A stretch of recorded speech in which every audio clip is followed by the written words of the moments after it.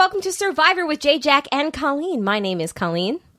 And I put Applebee's as my favorite restaurant. That's how I got picked for this season of Survivor. I like that one. We're going to make fun of the Applebee's thing a lot this episode because that was absolutely ridiculous. Yes, Jack is mimicking the ridiculousness. I tweeted about this earlier, like that whole thing. Did they get an extra like 10 grand on the back end just for talking about Applebee's? Because guess what? It didn't make me want to go to Applebee's. Oh my God, dude. It actually made me want to go to the Outback more than any of these other Outback commercials during the show I've ever done. So, but, all right. We are actually also joined by a special guest today. Jay is unavailable right now because we are recording on Thursday instead of our usual Wednesday. I had to work late today, but we are joined by the world famous John Norton. Norton. Hello, everyone. Fair note, I'm actually podcasting from Boston Rob and Sandra's Fijian spy shack. So if my internet goes out a little bit, look, the Wi-Fi it's what you'd expect. So just... Who are you going to blame on it, Rob or Sandra? Look, I'm pretty sure that Sandra does not even know what Wi-Fi means. No disrespect to the Queen. You know, she is the Queen. But that is where I'm broadcasting from. That's why I've been, doing some scouting reports. That's why you haven't heard from me lately. So That's where I am. But I'm happy to be back talking about Survivor with two of my favorite people. Hello, guys. So John has guested on this show before, and I also used to be a co-host of John on The Tribe, a Survivor podcast. So I am actually very much looking forward to hearing what he has to say. John, how are you liking this season so far? So Colleen knows this, and some of you probably who listen to us on The Tribe know this. I got a little Survivor fatigued, as can happen with this show. And, we did The Tribe for almost a decade, quite frankly, which makes me question several life choices. But that's another conversation. And, we had a really wonderful run, great seasons to talk about. We started with Heroes vs. Villains, which a lot of people look at as the best season of all time. Our colleagues at the Survivor Historians are currently working on their 4 out of 5-part retrospective on that, which is always good to hear from those guys. And that was great. And that, we started a really high note. Then we kind of dipped into Nicaragua and Redemption Island. Remember those times? And, we had some ups and downs, which Survivor always gives us. But after a while, it was like, you know what? Okay, I just kind of need a break from this. And I got to that point, especially a few seasons back, where I just kind of felt like the producers' hands were a little too much over the show. And there was kind of a narrative that they wanted to have happen. And they were going to do everything in their power to craft that. And they were going to make sure this one person wins. And, that wasn't the show I really wanted to watch anymore. What are you talking I'm just going to take a break. I mean, the magical, I might find an idol under the mattress moment? Yeah, exactly. I just, I appreciate the narrative. I appreciate them trying to tell a story they want to, but that wasn't really what I wanted to see. I thought that was a bit too, that wasn't really trusting the game that they created. That was a little disappointing for me as a long-term fan. So I said, okay, I'm just gonna take a break. We had a great run. The show gave me, 30 plus seasons of enjoyment. How many shows can you even say that about? It's like, okay, nothing's wrong with that. But then I said, okay, I don't know how much you guys have talked about what's known about next season, but knowing what I knew about next season, I was like, okay, I'm probably going to check that out because something we've all been talking about for a while. So I said, okay, let me dip my toes back into the Fijian waters a little bit here with Survivor, and let me check out what's going on now. This is going to probably be a bit of a preamble to season 40. And I have to say, honestly, I'm really enjoying this season. I think it's off to a really good start. And Colleen was actually quite surprised when I shared that with her. I don't know if you expected that I was just off the wagon period now or what it was going to be, but I'm enjoying this season. I was pleasantly surprised because you led with, I'm really enjoying the Boston Rob and Sandra stuff this season.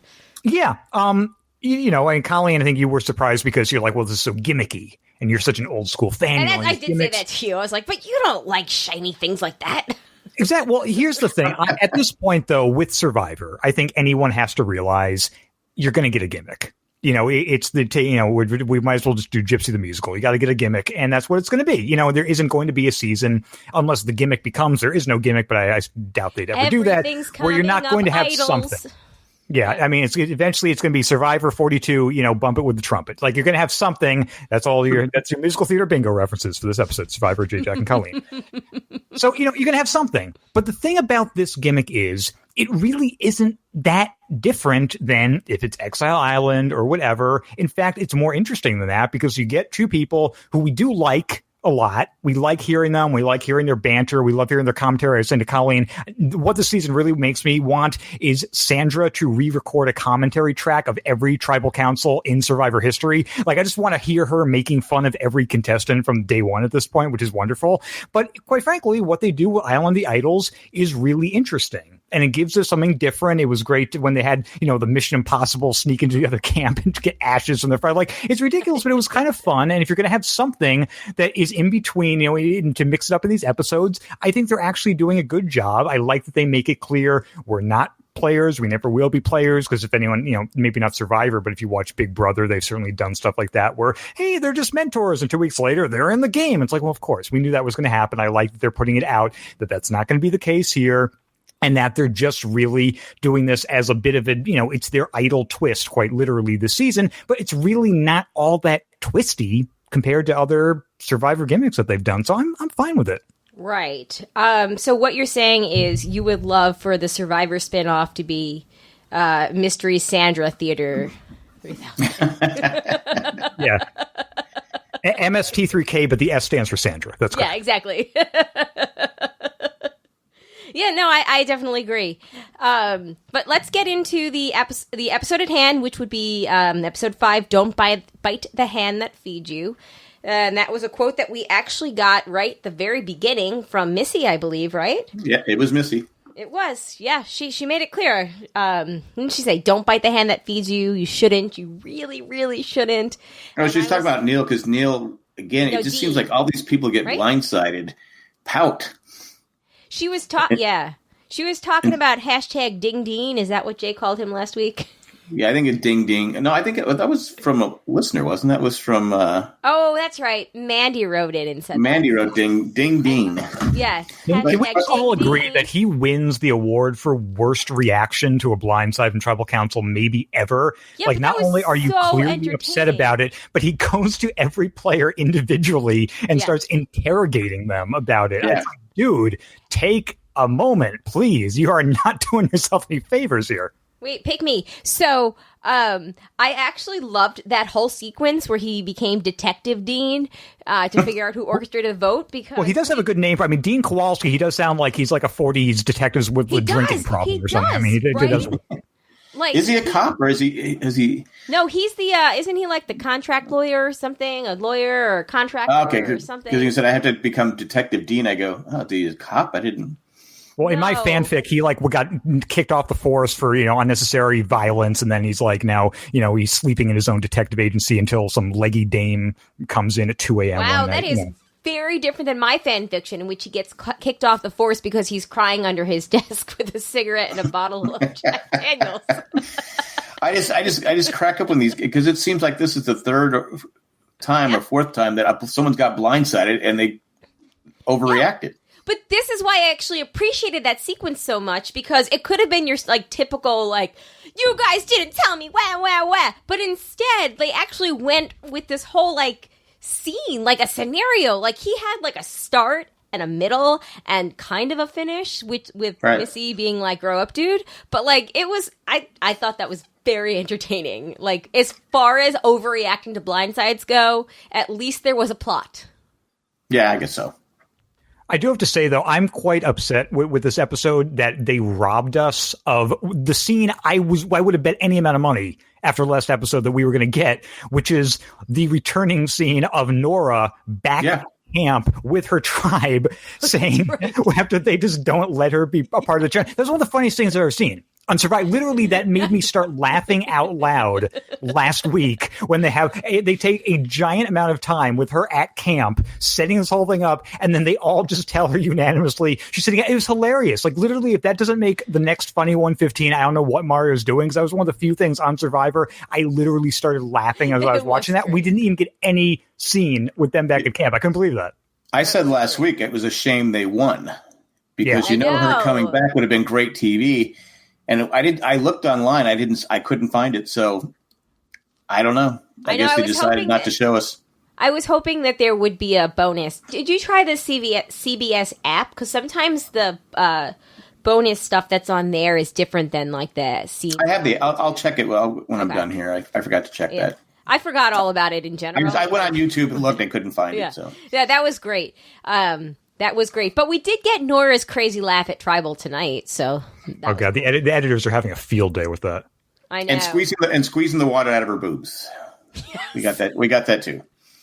Yes, but we'll get to that.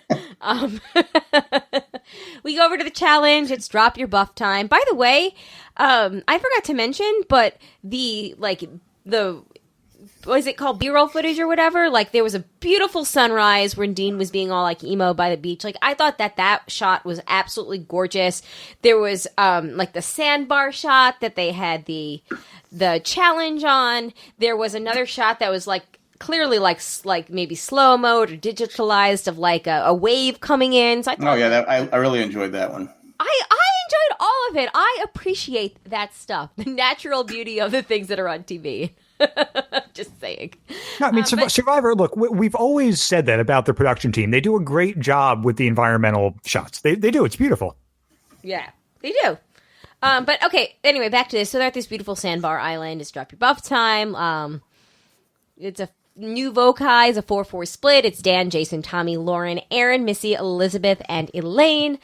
New Lyro, I know I never get it right, is now Kelly, Jamal, Jack, Janet, Tom, Dean, and Karishma. Karishma's feeling good vibes from her new tribe. Dean, not feeling so great. But whatever, all that's, just secondary to the big story here, which was, did you guys know that they got to play for Applebee's? I heard a rumor. Applebee's. The greatest reward challenge ever. Well, I don't know about you guys, but when I think about all of the sit-down restaurants that I've been to in my time, only one name stands alone. But what killed me is they all knew like the drink. I'd never heard of that drink. I've never heard of that drink, and I love to drink. So yeah, and I just like going, okay, I've been to Applebee's. It's been a while, but I kind of call it Crapplebee's. But nothing personal. I mean, I love their breaded beer sticks, pretzel sticks. I love those. But other than that, I guess if you're starving, but it's only been like day 11 or 12. I would have probably skipped the challenge. I didn't think it was worth it. I do like Colleen's deep dive conspiracy theory that this was actually sponsored by Outback Steakhouse to make them look better somehow. Like, all I could think of was like, where are the bloomin' onion rings? I don't understand. And especially with Sandra on this season. I mean, come on, that's it's arguably a crime. But what? Just their excitement. I mean, I guess they have to act that way. But I just. Oh, how many takes was it for them to get that level of excitement? Because I don't. Where do you want it to go? What restaurant? Did you know they have a signature food? They have a signature food with all the fixins. Yeah. It was my note here was the wings. Because it was Jamal said, "Do the wings come with the fixins?" And I'm like going. With all the fixins. It was, and Jeff was saying the best was the best reward. I mean, I guess seeing your loved ones or getting a letter is from your loved ones. That's way behind Applebee's. The steak dinner that they get sometimes, that's nothing compared to. Now they had beer there. So that was a good thing. But it looked like crappy beer. I don't know. My quote was, "This is so effing ridiculous." Yeah, it was a little over. It was a little over the top. It was, and then we go to the actual reward, which I guess Vokai won. And Karishma's an anchor. She just. Oh my goodness. I mean, she just could. She can't do any. I mean, she just. I don't know. She's there. She's just. Nora was like. Trying to pull her up. She was dragging her with her feet at one point, wasn't she? Yeah. Honest question. Was that the reward challenge? What do you guys think?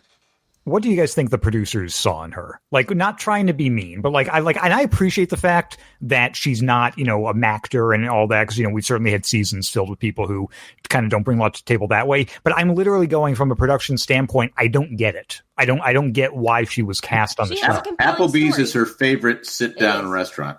Yeah, the Applebee's thing. There you go. And she has a compelling personal story.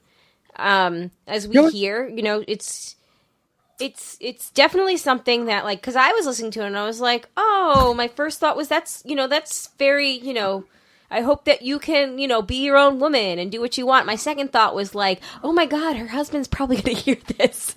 But I was not for the first time. Yeah, right.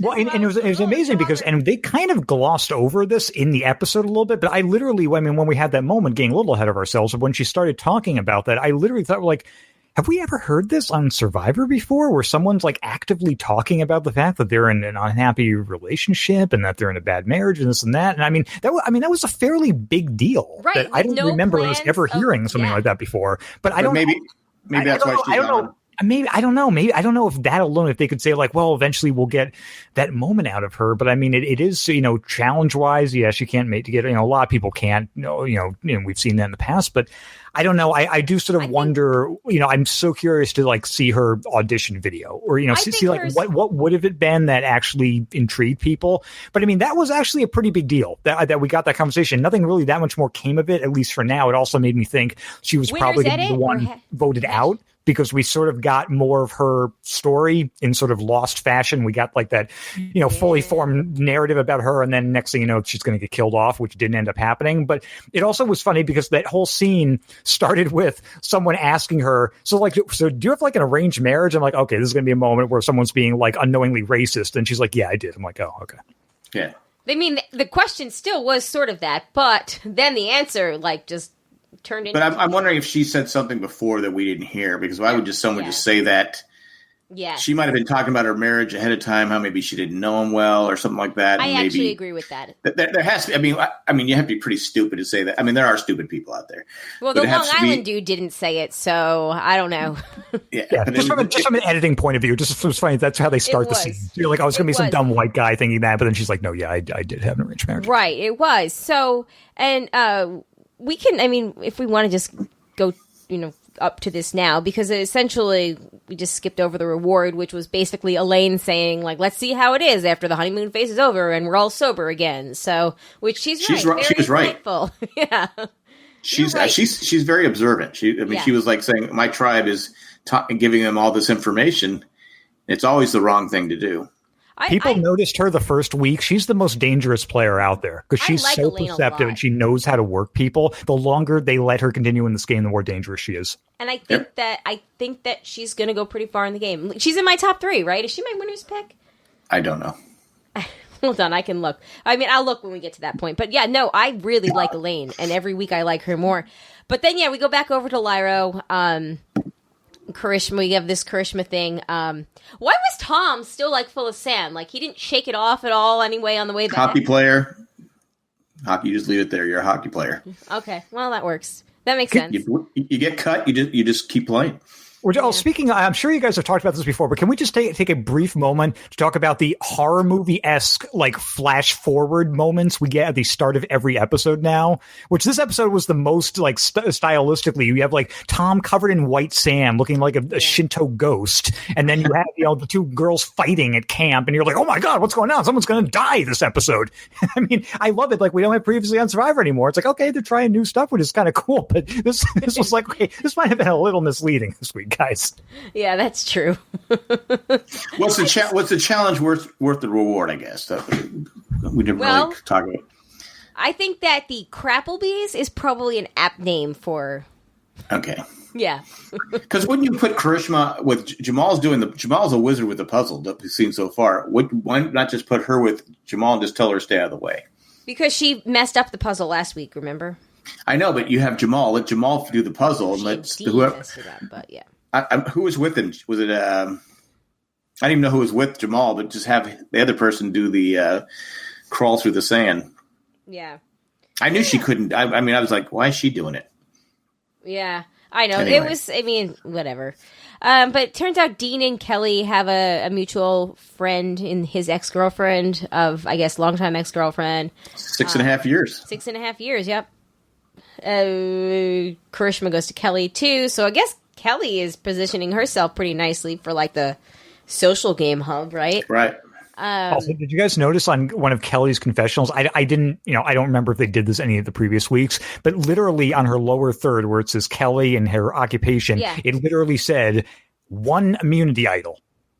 It said that on her lower third. I'm like, God, if that doesn't tell you the current state of Survivor, nothing else will. I mean, literally, like 2 seasons from now, it's going to be like, Greg, 28 immunity idols. Yeah. Like, okay. They did that. They started that last season. Yeah, okay. I didn't watch last season, so I didn't realize. I was like, wow, they're just, okay, there we go. There are that many in the game that we got to make sure everyone stays on track. Yeah, I believe the feedback for that or the reasoning was because it was...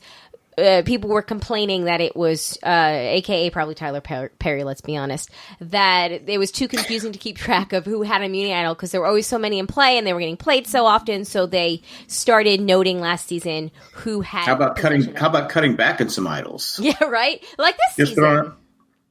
Hey, John, did you like that both people so far to have idols have gone home with it in their pockets? Well, it's been interesting, and I mean, and now we also have to differentiate, right? Because we have the idols that expire, and now we have the idols that don't. So we got that going on there too. But personally, I'm just looking forward to a Medea idol Halloween coming out in theaters next week. That's gonna be great. But Foster Bob, Sandra are co-stars. Yeah. So getting back to Karishma. She says that, she's feeling understood, accepted. She has this moment, which is very sweet on camera until you think about, her husband might be hearing this for the first time right now. So that's kind of awkward. But, I guess that you needed to talk to somebody about it. I don't know. Or maybe, it was just a play. I don't know. Whatever. Regardless, I think that we got that. It could have either been the Lost, all of a sudden we're getting your backstory so you can get killed.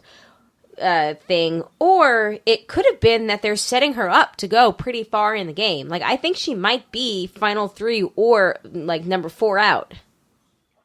I think, well, if she hasn't gone home yet, then yes. Exactly. They're keeping her around right now because she is saying, I am your vote. Use me.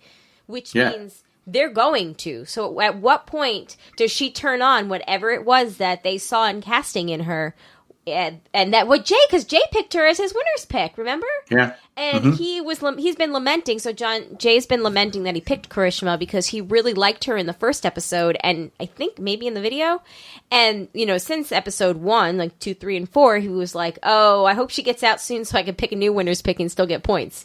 Right. So I don't think it's gonna. I think she goes because I don't think she's a threat. I mean, even Tom said to Janet, he goes, we could have voted her out last week, but we felt she was an easy vote. Yeah. Well, and this week especially, I mean, this was the week to do it because they already had the numbers. They're voting her out, they still had a majority, and the fact that they didn't clearly says a lot about their priorities and what they must feel like they could use her for in the future. Yep, I mean, you got to. Well, she was smart. She went right to Kelly right away, saying she saw Dean and Tom walking away, and she said, "Look, they're thick as thieves. I'll swap. I'll vote with you guys." Mm-hmm. So she's playing. She's actually playing a pretty good social game for the most part. I mean, she's still there. So yeah. I mean, these people. I've been saying for a while. This group has been strategizing since day one. They're already thinking final 3. They're already thinking. I think everyone's thinking, I want to take her with me because she can't win. She's no threat to beat me in a challenge, and she's no threat to beat me for $1 million. Right. So that's what I'm looking at. I think we're seeing more of her because it's more of the she's going further variety. But I don't know. We'll find out. Literally, time will tell. Well, then you have the difference between her and Elaine, where you go, okay, say they both make it to the end for sort of similar reasons. I mean, I can definitely see Elaine being the bigger threat because everyone sort of, I think, realizes she's playing the game pretty well, and that was identified early on. Then you're going to have the group, if you have the giant, jock jury, they're not going to give it to Karishma because they're going to be like, I just won't give it to someone who was that bad in challenges and this and that. Right. So maybe she becomes more valuable to have because we can get the end, but I'm pretty sure I can beat her because people on the jury aren't going to give it to her because they're going to say she didn't do anything. Whereas Elaine, I think if she does make it far, she eventually, when we get down to final 6, final 5, she becomes a big threat of if she gets to the jury, she's just going to sweep and we have to get rid of her. Yes, because Elaine is also involved. Elaine is involved in jury decision. In actual vote out decision making, so that she already has more of a resume than Karishma does. Yeah, more votes, more of a resume than Karishma has. Well, also Karishma's. They've also said she doesn't do anything at camp, so she's not only is she not good in the challenges, she's not good at camp. I mean, she doesn't help out at camp. So her bone was sticking out of her leg last week or whatever it was. That's right. I don't know. I like I said, I think she goes far. I wouldn't vote her. I wouldn't vote her out at this point. Yeah. What about you, John? Would you vote her out or not? Keep her around. Vote her out. Well, I mean, this, if you were going to, it was now because you had the numbers. And I mean, the fact of the matter is, I really think, and you saw this in both the challenges where you should have Jock Jeff come out a little bit when he clearly gets annoyed with contestants who cannot. We're going to talk about that in a second. Physically. But it's like, I mean, she's a real liability. I do not see that team winning challenges. So, okay, if that's a strategy, great. But eventually you keep losing. Well, I don't think they care because I think they wanted. The reason Tom went home was because he didn't come to them and say, "Yeah, I'll work with you guys." He was clearly sticking with his old tribe, right? So that's why they voted him out because they're already thinking, okay, when we merge, we have to have the numbers strong. Tom's not going to do us any good because he's going to go back to right because they don't know what's going to happen on the other tribe. They don't know what deals are going to be formed. Who's going to come out? Is it going to stay 4-4? Is somebody going to flip? So yeah, they were smart to consider charisma in their future numbers. It's almost like someone throwing a challenge because we don't want this person. Right. I don't think they care about winning the challenges because the next one they just vote Dean out. Yeah, whenever you have a swap this early in the game, though, I always sort of go like, you can't predict what's going to happen by the time you get to the merge. Well, I agree. There's no way I would have kept charisma. There's no way. But Tom doesn't do himself any favors because Tom's 100% honest and just goes.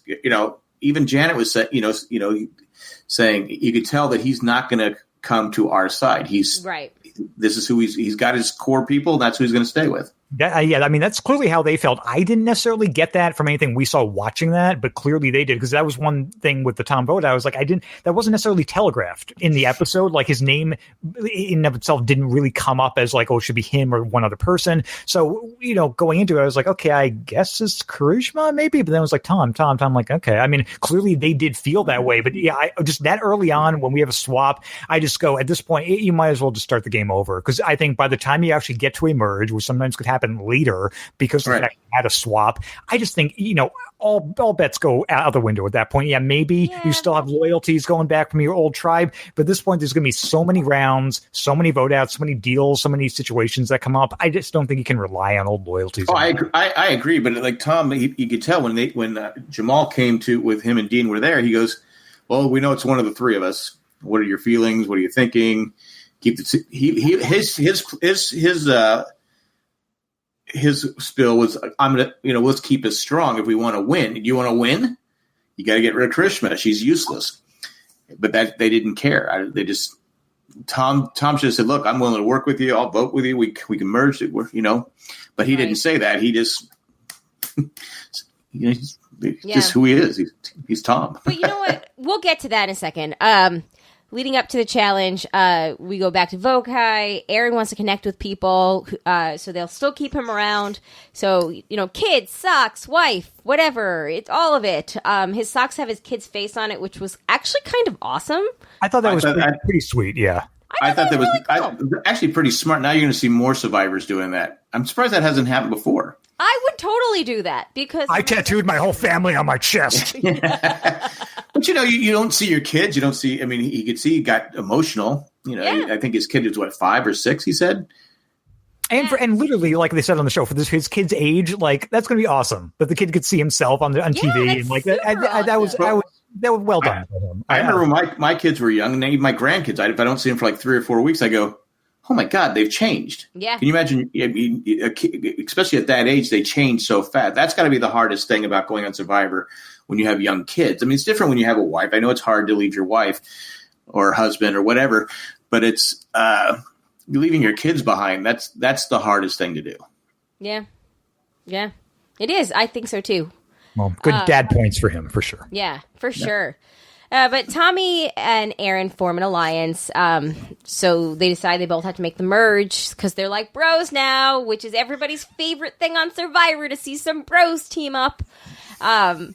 But he goes back, talks to Missy. They decide that Lero, a.k.a. Orange, is dead, and she is ready to play.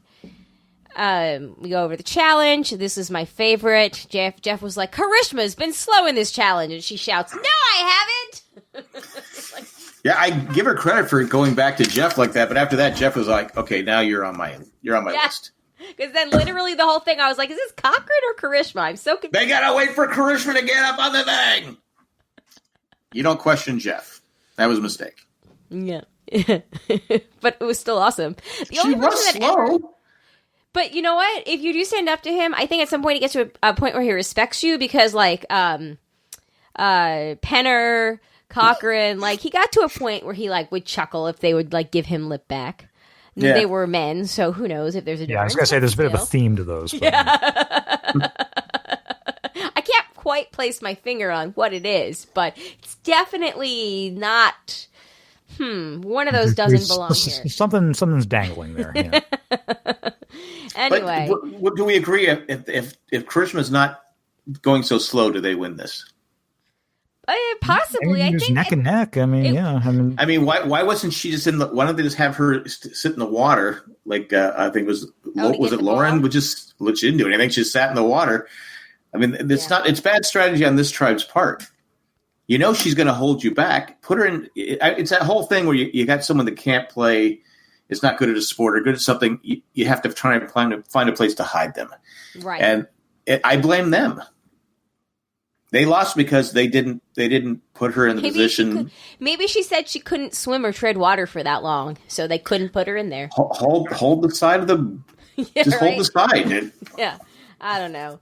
This challenge, I mean, it was sort of hard to sit someone out, though. Everyone did kind of have to do stuff. Yeah. But if you look, I think it's Lauren. She's my pick to win it all. I think. Is it Lauren? We don't see a lot of her. Lauren, I think, is your pick, yes. But she was one retrieving the balls, but she didn't. She was just close to the side. She wasn't doing anything. Right. So I said, why didn't you put Karishma there? I don't think Karishma's comfortable in the water. It's a little thing I've noticed, but every time she even just dives into, where it's like, all right, got nothing for you, swim back. She always like plugs her nose and does these little things that like people who are very comfortable swimmers just don't do. That I don't know. Give her some floaties. Tribe strategy. Karishma, don't drown. Everyone else, go. Yeah. Anyways, but seriously, if she doesn't slow them down, I think they win. I mean, they had he said he was a Division I basketball player there. Yeah, probably. Yeah. Ding. Hashtag ding Dean. I don't think Dean was doing anything, but he's a Division I basketball player. No, he's not. Yeah, he is. Did he say that? Did I miss that completely? Yeah, that's what he said on that. And that's what he was so embarrassed that he lost Colleen. Oh, I totally basketball player, and he lost to that strangly redhead, weird-looking kid. Okay, well, you're right. He did say that. That being said, we also had a Division I athlete last season, Lauren, and that worked out great. But he was doing. He did bring him back. He did bring him back in the basketball thing. He made the 2 quick shots and almost made the winning shot. It just fell a little short. That's why I'm thinking at that point it's that close. It's probably luck of the draw, but because that was pretty far, that last basket. Anyway, let's move on. He might have still been in detective mode. That was probably the problem. Yeah, that's right. Could be. Who's making waves and making my basket move? Right. He was trying to figure out who put the bop in the bop, she bop still. We go over to Laro. Dean knows he has to get Karishma out in order to stay in. Karishma promises that although she's not an athlete, she'll be loyal to them no matter what. She's just trying to play up her social game. Kelly doesn't feel like Dean is the right person to get to the merge. And then Nora randomly starts talking, and I was like, oh, that's right, you're still here. And then, Well, it's shocking when she's quiet. I know, right? Which I was like, oh, I think you might be safe because I haven't heard from you at all this episode. We go to Tribal Council, though. We finally see Rob and Sandra, and I realized how much I had missed them the first part of the episode. We get some good one-liners from them. They're like, those three have been to so many damn Tribal Councils. I did like, though, that Survivor, like, they didn't feel pressure to have an Island of the Idol thing every episode. I do think that's good. Yeah, they knew, when to just let the story play itself. Yeah. But it just made, seeing Rob and Sandra all the better. Sandra likes Nora. She does. She said, I love Nora.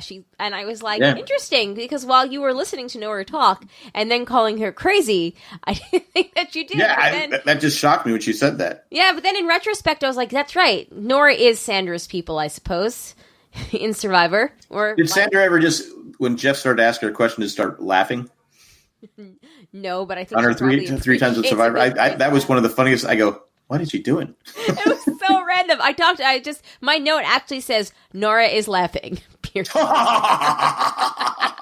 are you laughing at? You can see my brain. I actually also like that they compared it to a job opening, trying to jostle for position. I thought that was a really good insight, or I guess a good comparison. Next reward challenge sponsored by Monster.com. Yeah, right. Or ZipRecruiter. Or did they? Yeah, and they actually do zip lining. See, synergy. There you go. But yeah, Tom got called out. Was it Jeff that said, Tom, have you ever had to plead to be kept in a group ever? It was nope. Yeah. I mean, a fairly good question, I thought, for, professional hockey player. Right. I mean, it did make sense that this is probably not his go-to mentality when he's probably wanted by most groups that he's ever been a part of. Well, it's probably, he's had to earn it. You can beg all you want, but you're not getting the NHL unless you have the talent. I mean, that's just the way it is. I mean, so he said, he goes, I've always just let my, actions speak for me. And I never would beg or anything, but that hurt him. As a professional hockey referee, how do you feel Tom has represented your people? He's very good. Very good. I like Tom. I just, the fact he's not good for the game. He's not a good player for the game because he just doesn't know how to, he just is Tom. I mean, he's just very matter of fact. And I think you have to have some sneakiness to you, or at least some awareness that you have to kind of grovel, and he's not going to do that. Yeah, he was meant for like the first 8 seasons of Survivor, not modern Survivor. Yes, that's a great. He's the new Rudy, a little younger than Rudy, but he's I don't think he's full on Rudy, but he's definitely. I think John has it like nail on the head, where he's definitely made for the more very very early seasons of Survivor than right now. Right. Yeah, that was great. However, Dean gets called out as well. And then Rob is like, oh, Dean is gone. And he fights back, though, and, pushes back with charisma. And then Kelly says there can be many truths that exist simultaneously. And Sandra's like, that's my girl, Kelly. And I was like, man, Sandra with all the praise this episode. I had forgotten that Nora had no vote. But ends up being Tom goes home. And... She's like, to quote my mentor Rudy Giuliani, truth isn't truth. Jeff's like, I don't know what that means, but it's fine. Well, didn't we have a confession with Nora saying how she said she had no vote, but that she was talking about how she was planning on voting or something like that?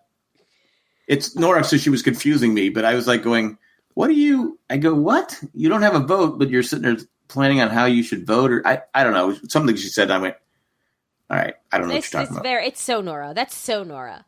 Yeah. But I would like it. Was it Rob that was like, well, they're not going to win any challenges now? Yeah. Which just goes back to what we were just talking about, where we don't think that they're playing to win challenges at this point, just to get the numbers. Which, if you think about Survivor over the last maybe 10 seasons, has been more of the drop your buffs. They've had it as early as like episode 3 or 4, haven't they? Oh yeah, they have last couple times. I think so. Late for them, and they've had multiple swaps. So I'm wondering if they are just playing to anticipate one of those. We're merging at 13, like they did with the names all run together. But what was the one that it was the largest merge ever? Whatever, it doesn't matter. So I don't know if they're thinking like. Maybe they're hoping for an early merge just to get the numbers or whatever, but it's clear that they are playing for that versus playing to just like stay in the game.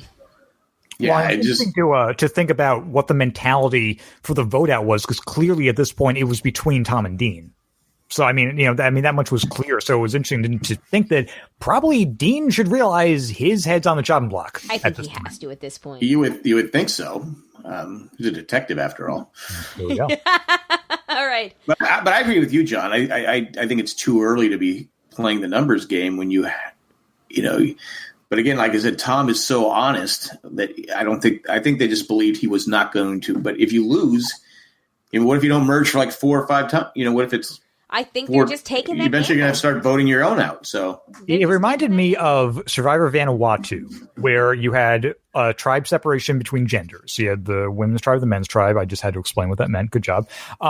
So and the men's tribe kept losing, and from the first vote out, the older guys were able to get a younger guy out because pretty much it was like even, kind of like 4-4-4-4 across all the tribes. So then from that point on, they just kept losing, and the older guys at that point then had the majority, and they just kept voting out the younger, stronger guys. And Jock Jeff was really irritated by this. He's like, you guys aren't going to win challenges, you're not going to win challenges, and they didn't. But they just played the odds that we will just be able to get to emerge. Yep. And at that point, there were, back then they started the game with fewer people, so emerge happened faster, and they did. And one of those guys ended up winning the whole game, and a couple of them actually lasted pretty far. So much to Jeff's chagrin, their plan kind of worked. But in this case, it's like, guys, you got way more people still left in the game. We're not getting emerge. It's not like we got 3 weeks to emerge unless something strange happens. So it was like, okay, that strategy may have worked in the past, but this is a numbers game at this point, and way more people are playing now. Yeah. I don't know. I think that we might, depending on how it goes, I think that we might be in for an earlier merge. I don't know. I hope we're not. What is it usually, 11? Did somebody just sneeze or? No, that was someone screaming outside. They're watching the football game next door. Okay, that's really. I have the window open, and there's like they're watching the Thursday night football game. Okay. I was like, is that Nora? Where's she doing there? Right? We all just kind of heard that noise and looked at like, who was that? That was I was like, whoa, what's going on? Anyway, not on my end. All right, well, that's what we had to say. Let's get to some feedback. The first one is from Mandy. And if you'd like to submit feedback to us, you can email survivorjjc@gmail.com. And Mandy says, first, are there still Applebee's? Sandra would approve of this. Outback is for sure better. It's almost like she read our minds. Jeff said, Nora is literally pulling Karishma. That is how you work together. No, Jeffrey. That is the complete opposite of working together. It's nice to go back to a swap with 2 tribes rather than 3. Yeah, I agree. I did wonder for a second if we were getting 3 because there's still enough people in the game for it. Yeah, I'm glad that we didn't though. Because that would take extra screen time where we get back to Island of the Idols itself, and like they don't have all that screen time to give. Like it's literally like pie, you're dividing it. So I do wonder with Island of the Idols though if we're going to have a moment, because right now only the people who've been there know what it really is. So I do wonder if there's ever going to be a massive reveal of like, oh, hey, by the way, this is what's been going on the whole time. Bring out Boston Rob and Sandra. Like, I wonder if we're going to get that reveal that kind of blows up the people's games who've been there and then weren't honest about it. Right. That's what we've been saying the whole time. Tell the truth. I don't understand why you're keeping it a secret. Yeah. All right. But anyway, Mandy continues. It's nice to get back to 2 and 3. Can we get rid of the orange buff already? It is cursed. I agree. I don't think it's been talked about enough, but I love how diverse this cast is. Jay, I was really thinking that you're going to get a new winner pick tonight. Sorry, friend, but you're getting dragged to the final 3. Mandy. Oh, yeah. Yeah, you are. Yeah, he is. Jay's done. I know. And then our next email is from JP. I was thinking it would be great to come up with a Kayla-like drinking game for Survivor. Kayla is our listener who makes drinking games for Ramblecast After Dark and the broadcast live shows. And he says, however, my only 2 drink triggers that I could think of are drink every time a Survivor shamelessly plugs a sponsor on the island, and drink every time Jeff says something about balls during a challenge. As long as you get you have to drink the Applebee's signature blue drink, whatever it's called. Gross. Shark something. I don't even know. Yeah. Shark Bowl, is that what it was? Yeah. Nope. What's in it? Does anyone know? Sugar and probably like an itty bit of like vodka or rum or something. It's probably like this much sugar and like an itty bit of like a shot. Okay. You know that there's only 1 shot in that giant fishbowl, which makes it not worth the calories. I'm just saying. You burned them all off in the sand challenge, so. Nope. I think, Mandy, you're out there listening. You agree with me. Anyway, JP wants you guys to write in with whatever other drink actions that you would add, and then maybe we can compile them, and like people could do this. We'll do like our finale show live or something again, and I don't know, whatever. Anyway, on a side note, I've been to Applebee's with my friends when I was really hungry, and I can't recall thanking or even saying Applebee's as much as these spokespersons, Survivor contestants did. JP. Applebee's! I thought that was you talking for a second because there was one across the street from our college. Oh, yeah, no, there was. And I used to go there, and I used to eat there because I didn't have a car, so it was like within walking distance. But, yeah, good times. Gross. There's no Ruby Tuesdays. That's all I can say. Ruby Tuesdays is worse. I'd rather eat at Applebee's than Ruby Tuesdays. Shout out to Cliff. I know. Ruby Tuesdays is a good salad bar. Yeah, they have this broccoli thing that's really good. I don't know what's in it, but I don't mind Chili's, but I think honestly I really just like the Outback the best out of all of those. All right, I think now, does anybody else have anything to add? Otherwise, I think it's time to tally the votes. I am trying to actually right now figure out how Jay has done this. So nothing from Victoria? No, nothing from Victoria this week. Wow. I think maybe she saw my tweet saying that we wouldn't have a new episode and didn't write in. I don't know, Victoria, where are you? I'm used to your Victoria. Victoria. You didn't send the email. Victoria. All right. Last week, Jack, you had points on Ding Dean getting voted out. I had. Oh, so close. I know. I had points on Nora, which I still think was a good guess. And Jay had points on Karishma. Neither of those came to pass. Looks like if I'm following how Jay has this set up, I have the first pick this week. So nobody gets any points? Oh, we get points if we picked preseason versus that, right? Right. Okay. So who got voted out tonight? Tom. What was his name? Tom. Okay, Tom. The first Canadian-born Survivor player. Oh, yeah, Tom went out with class. That was pretty classy. Can we say, aside from apologizing to everyone and literally voting himself out, most Canadian exit from a reality show in history? It really was. Yeah. Hey, good luck, Abe, guys. No, that was a very classy way to go out. Like, I think a very good guy. Yeah, I like Tom. I just think he needs to learn how to play the game. I would have a beer while he had an Applebee's signature drink with him. That's cool. You guys just hate saying the word shark bowl? Like, what is it? Why can't we remember this thing? Comes with a gummy shark on the top of the glass. Come on, guys. So gross. It wouldn't look like nothing. It's a gummy shark on Applebee's! All right. Baby shark bowl, do do do do do. Baby shark bowl, do do do do do. Baby shark bowl, do do do do do. Baby shark bowl. I would have gone to, if I knew Applebee's I would have gone to Applebee's on Survivor say, hey, turn it to Survivor so I can scream, Applebee's! Oh my God, that would have been so funny. Oh, man. Because even the people eating at Applebee's would have been like, I don't know, it's not that big a deal. Yeah. They would have been like, look, we're only here because we were in the area.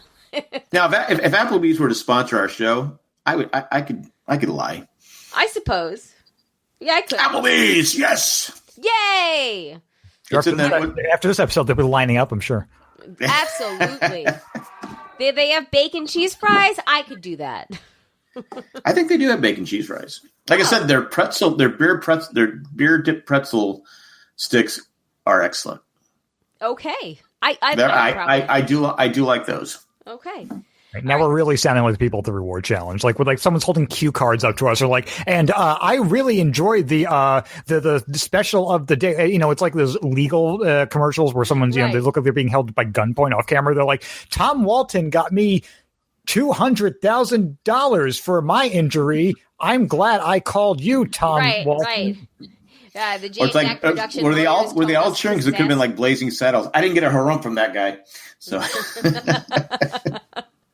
right. You didn't cheer Applebee's. To wrap this up, I was going to start throwing out more Blazing Saddles quotes, but that's just not going to get us anywhere. I think that's the safest one you can. Okay, Tom. Jay had him as merge. 0 points for you, Jay. But Colleen and Jack had him as pre-merge. What? Applebee's.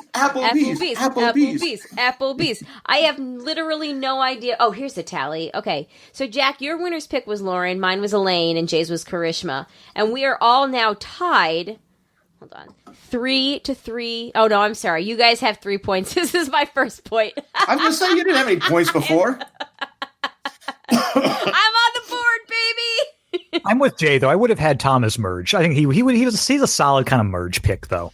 Goes out early at that point, but. Well, that's good that you would agree with Jay because you're going to pick for him in a second. So all right. Next week, I am going to guess that Dean is probably going to get voted off. It looks like the week that I go first, Jay goes second. So, John, you are up next. Okay, I agree with you guys in the sense of I just don't see that tribe winning like anything at this point. But I do think, similar to what I said, why I thought Karishma was going to go home, the fact that they can lose one of their own, they still have the numbers. I do think the fear of we've got a lot of weeks left until the merge is going to kick in. We have to try to win a challenge. I don't think they can get rid of Dean. Plus, his relationship with Kelly might help swing him a little bit. So I think they have to eat one of their own. And I unfortunately think it's going to be Janet. I think it's going to be her time to go. Ooh. Huh. I didn't see that. Now you got me thinking. I was all in for Dean, but you made sense. They do have the numbers. Odds are they're going to lose. I'm not even thinking that they're going to win. I mean, I don't know what kind of challenge they could win. Huh. Could it be Janet? I think they like Janet though, don't they? They like everybody, but I mean, in terms of if we go to like week 1 of Survivor, older woman can't really hack it physically. If they made it clear that they're going to value Karishma because she'll do anything anyone ever says, I feel like Janet might be the next to go. She might be. Just to be different, I'll go with Karishma. Even though I hope she stays, just because Jay can't pick another winner's pick. It's kind of interesting that nobody has picked Nora again, in which I really think Nora is on the chopping block like every week. I think she's pretty good in the challenges, though, isn't she? She's fairly. I mean, she's pretty good in the challenges. That's a good point, I guess. It seems like she's toned it down a lot too. I mean, we didn't have a lot of airtime for her. We didn't have any airtime for her, but Sandra vouched for her, so I'm going to stick with hashtag Ding Dean. All right. Well, that about does it for this week's episode. Thank you so much, John, for coming on and talking with us. Well, thanks for having me. It was fun. I'm enjoying getting back into Survivor. It's a fun season. I'm looking forward to it, and it was great talking to you guys. It was really great to have you, and we hope that we can hear from you more this season at some point. I'm Absolutely. Sure Jay will take a week off at any point at the drop of a hat. So yeah, I don't think you have to twist Jay's arm. You would not have to twist Jay's arm. But anyway, thanks again. Everybody else, if you want to give us some feedback, survivorjjc@gmail.com. Again, thanks for listening. Thank you to the patrons, especially the ones that contribute at a certain level, and that would be Tack from Tokyo, Eckhart Rickner, Maggie the Magnificent, Joanne with a Plan, Drake the Distributor, and Ed the Creepy Mailman. Thanks, guys, so much. If you'd like to become a patron like John is, you can go to patreon.com/jayandjack, or you go to jayandjack.com and click on the Become a Patrons link at the top of the page. John, was it difficult to become a patron, or was it literally just a 2-click deal?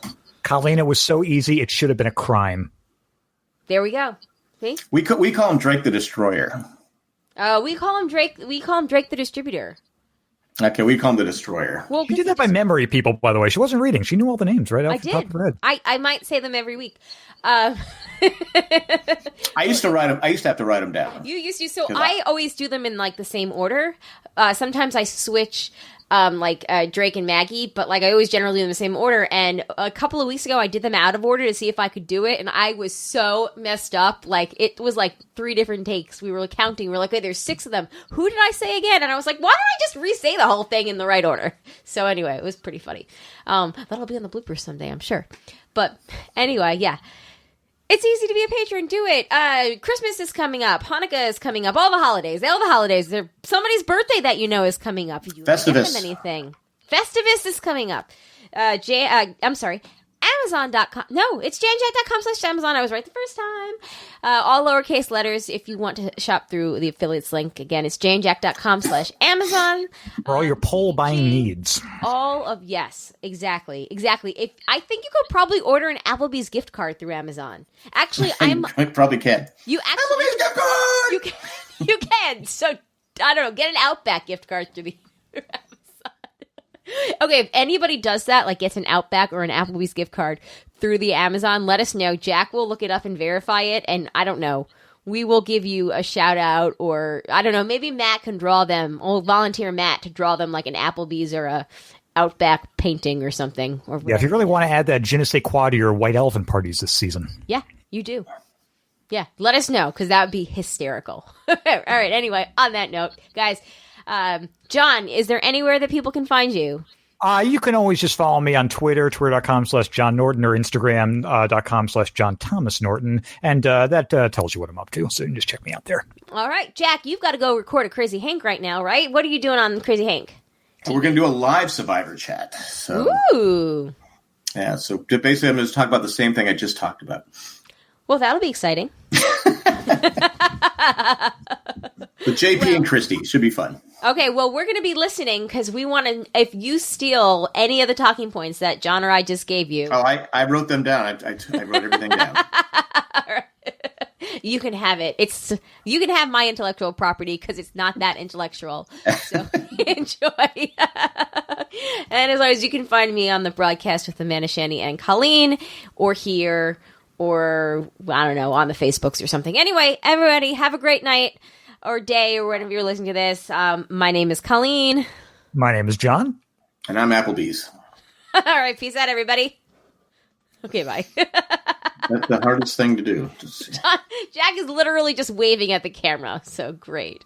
Okay. I'm trying to get my hand in the... There we go. There you go. Nope, All right. I can't do it.